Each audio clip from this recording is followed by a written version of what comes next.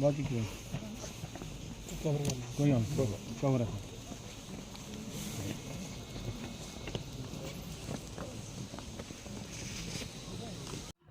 आज honourable LG Shri Manoj Sinha ji का मेरे निवास स्थान मेरे घर पर खोड़ीनाड़ में आना हुआ।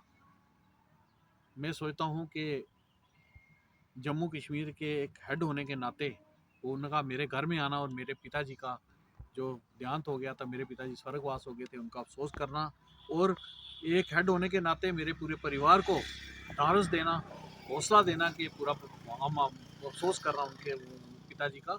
मैं सोचता हूँ ये बहुत बड़ी बात है कि एलजी मेरे साहब मेरे घर पर आए और उन्होंने हम सब परिवार को सहारा दिया और सबसे बातचीत की।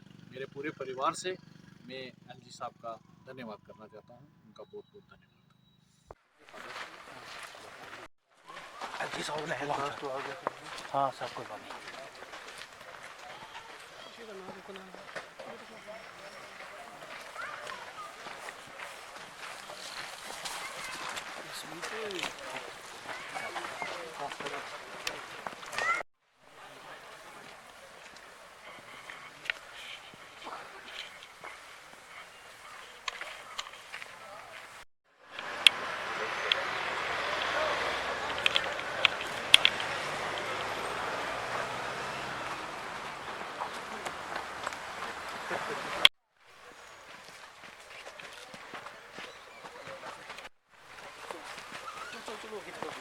आगे चलो।